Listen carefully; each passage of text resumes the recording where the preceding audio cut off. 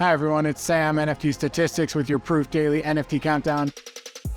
Bringing you the charts, the pictures, the stories that matter most every single day. Going to talk today about a bunch of interesting stuff. BendDAO kind of getting into the picture. We're going to talk about taxes. First time talking about taxes, but we're going to do it. And we're going to talk about 4 really interesting sales that happened over the past 24 hours. Starting off with a quick market overview. Volumes were down a fair bit. Again, yesterday was 2 days ago, super inflated by wrap CryptoPunk sales. That's kind of unwound, and now we're back to a bit more of a normal range. Unique buyers continues to go down. This is not a metric I like to see go down. I really think it's important that we get more ecosystem participants, and that seems to be going in the wrong direction. And then this is really a painful chart. Prices have just been pretty brutal, especially in a lot of these large cap NFT PFPs.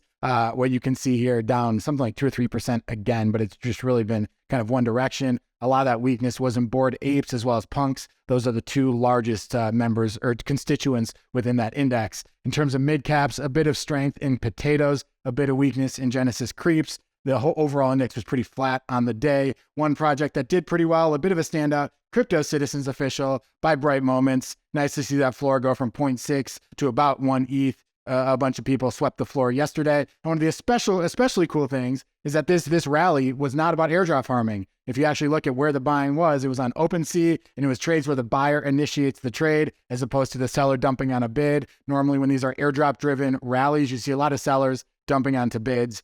You can look here at Azuki. Over the past 24 hours, more than 80% of the trades have been sellers dumping onto bids on Blur. So that's a sign of a lot of airdrop farming, not what we saw in Crypto Citizens. So nice to see that. In terms of art trades, not a whole lot. 3 projects did more than 10 ETH of volume. A Fidenza sale, which I'll show you in a second. There's a Beeple everyday sale as well. Looking at those 2, one Fidenza sold for 60 ETH. This was below the floor. That Fidenza immediately got listed at 75 ETH. So someone just kind of putting that bid and then trying to flip it. And then the next sale here, this is from Beeple everyday. This piece sold for 13 ETH. This is again, this is towards the lower end of the range for the Beeple everyday pieces. You've seen 1 12 ETH sale over the past few months, but really, over the past 6-9 months, this is really at the low end of the range for that collection.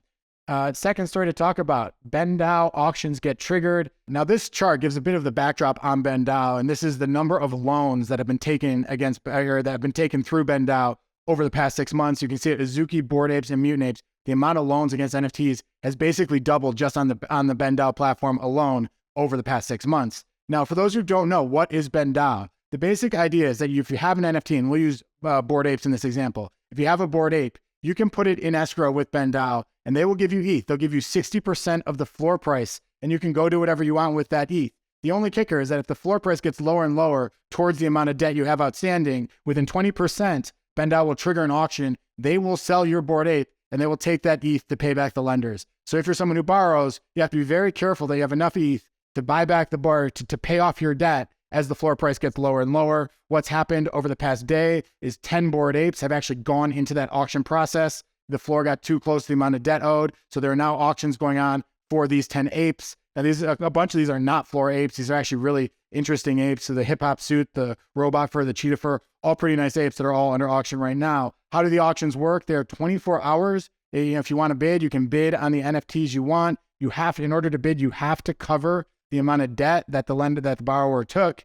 And then the other piece is that the first bidder gets a 5% bonus if the person who owned the ape comes back and buys it once it's gone into auction. So if you own the ape and you have a really nice ape, you don't want it to go into auction, you really need to go and pay it off before it goes into auction. Otherwise, you'll get stuck with a 5% penalty once it does. So something to be aware of there. Now, again, 10 apes are under auction right now, but as the floor price goes lower and lower, more apes will go into auction. If we get down to a 51 ETH floor price, which is about 15% below where we are, there are 165 additional apes that could go under auction. I imagine that wouldn't happen. The owners would come and buy them back as the floor price would get lower. But that's basically where we stand right now with just a 15% move. What this chart here looks at is kind of every 1% lower, how many more apes will go into auction. And the basic effect is it's just a lot of supply. It's a lot of apes that buyers, can buy instead of buying them off the floor or off exchanges. This is just another outlet. So it can be a little bit risky for floor prices. There's some beautiful apes, some grail apes that are kind of really close to being put up for auction. These 4 traits on the top, trade at a really serious premium to floor. The gold grill, the multicolor grill, also very interesting apes. We'll see what happens with them. One thing I would say, and then, is that we've talked about BendDAO before. There have actually been 2 times where BendDAO has triggered a lot of apes going into auction. Both of those turned out to be great buying opportunities. There was a lot of panic. Once it happened, people all saw all the supply coming. And then out of the woodworks came people who just wanted to own nice Bored Apes or floorboard apes. They bought them up, and the floor prices, once that overhang was lifted, that floor price really rallied. You can see here, this is a historic floor price for Bored Ape Yacht Club. You can see those 2 arrows are 2 times where BendDAO really kind of became the topic du jour on Twitter, and they turned out to really be nothing and really mark the bottom for that collection. So we'll see how this plays out. The history, can indicate what could happen in the future, but sometimes it doesn't. So really curious to see how this one plays out over the next couple days. Third story to talk about, the IRS issues guidance on NFTs. We're talking about taxes. Never talked about taxes on the show. We're doing it now. We'll keep it brief, but I thought this was interesting and relevant to us. The quick headline is that the IRS called for public feedback on taxing NFTs as collectibles. Okay, this is from Cointelegraph. Why is that important? There are a couple differences if NFTs are taxed as collectibles versus other things that have long-term, short-term capital gains. The 2 big differences are, one, collectibles cannot be held in an IRS or an IRA or in your IRA or another retirement account. So that's a downside to it. The second thing is that long-term capital gains are maxed at 28% instead of 20%. So this is one that's probably most relevant for a lot of us, is that you just get a higher long-term capital gain potential tax, and short-term gains are taxed as ordinary income. So that's kind of the couple differences that exist there. There are a lot of uncertainties that came with what the IRS said, and that's why they're soliciting feedback until June. One thing they said is that with these with NFTs and taxes, there will be a look-through to the associated asset or right for the NFT. And I think that this is really kind of thinking in terms of things like Roofstock, where your NFT gives you access to a house or makes you own a house, or there's a physical actual thing out there that you own through the NFT. We've seen a couple examples of it. Obviously, a big question is, what about CryptoPunks? What about Bored Ape Yacht Club, Proof Moonbirds, where there is no actual real world object? It all exists online, and these are just digital assets. So that's one thing that'll be interesting to see. They also use the term, the collectibles definition is any work of art or any other tangible personal property specified by Treasury. Again, a Bored Ape Yacht Club, a CryptoPunk, a Moonbird, these are not tangible assets. So curious to see kind of what the feedback will be there and how it will adjust. My personal take is that NFTs largely are collectibles. I think that collectibles, when I think of like the definition, the use cases that have really been proven out, Chromie Squiggles, art blocks, a lot of the art, it really feels like collectibles is the right definition, at least from a language perspective. So interested to see how this goes. And then the last thing to talk about is 4 notable sales, a couple art sales, a couple other sales. Let's get right into it. First, these Otherdeeds sold for 208 ETH and 115 ETH to nobody.eth. Again, if you're ever seeing sales in this market where very few grails are selling, where most things are floors, if you're seeing grails sell between 100 and 250 ETH, you can almost bet that it is nobody.eth doing the buying. He's one of the few whales who's just been buying kind of tons of apes and tons of Otherdeeds. So this, again, this was him. What was he trying to do with these purchases? These two Otherdeeds are unique because they have artifacts that are very rare. Nobody.eth has now collected pretty much every major artifact aside from a few of the one-of-ones. So that's what he's trying to do here. Pretty massive sales though. Congrats to him and congrats to the seller on those. BTC DeGods, DeGod Ordinal. I'm not even sure what we're calling them. This one sold for 3.52 Bitcoin. Pretty crazy. These were auctioned off less than a week ago for 0.33 Bitcoin. So more than a 10x on it. This is clearly one of the grails within this collection.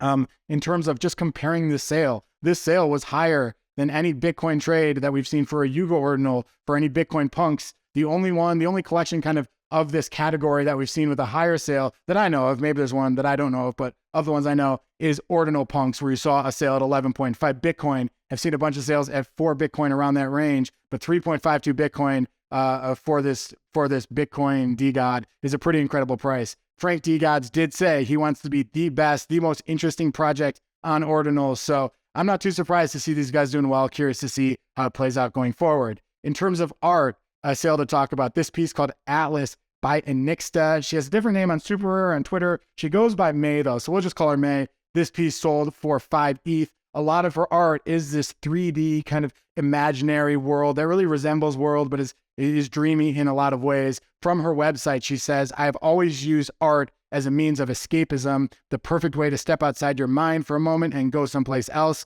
With 3D, that place can be that someplace else doesn't need to be a real place or even a possible place. And this is where I've settled, somewhere amongst surrealism and escapism. She actually used to create 3D worlds for video games and decided that she really felt more at home in the art space. Here's a lot of her work, really just kind of dreamy stuff. And she's had sales, a bunch of sales in the 5 to 6 ETH range. And then her top sale was a 9.1 ETH sale. So congrats to her and congrats to the buyer on that. And then the last sale to talk about, this one's super interesting. And the buyer flagged it to me, is this piece called Quantum Gucci by Pinder van Arman, sold for 10 ETH. Okay, what is Quantum Gucci? Why is Pinder van Arman talking about Gucci in his work? And the reason is that this is from a collection that was created in June of 2022 called The Next 100 Years of Gucci, where Gucci found 29 super rare artists, and each of them commissioned pieces specifically for Gucci, and they put them for sale under auction. Now, a lot of them didn't sell, and there were 2 Pinder van Arman pieces. One of them is sold. The other one still hasn't sold, that are just sitting there on that auction site for a 10 ETH minimum bid. And one of the, someone just came in and went and bought it. Here's a page, kind of a screenshot of the Next 100 Years of Gucci page. This is their OpenSea page where the ones that have been minted and bought actually live. You can see it was created in July of 2022. A couple of the other artists that sold right away. Alien Queen had a couple pieces that sold from 11 to 15 ETH. Vex had some pieces that sold from 20 to 25 ETH. And again, there's one more Pinder van Arman that is up there, 10 ETH minimum bid, but pretty interesting stuff. I'd recommend going and checking it out. It's at this website here, vaultartspace.gucci.com. They have a bunch of cool artists. I think if some artist gets big over time, but maybe wasn't as big in June, who knows? Maybe you'll get some really interesting deals on their work. I thought that was pretty cool, pretty interesting. Nice to be introduced to that by the buyer. That's all from me. We are doing a Spaces at 2 p.m. Pacific on Twitter. Go on there, check it out. We're just going to be talking about the show. This is our 50th episode, so kind of celebrating that, giving you all a chance to talk, give us your feedback, give us questions, anything you want to talk about, we'll be there. If you like the video, please like it below, give us a comment, subscribe to the channel, and we will be back tomorrow and every weekday with another show. Have a great day.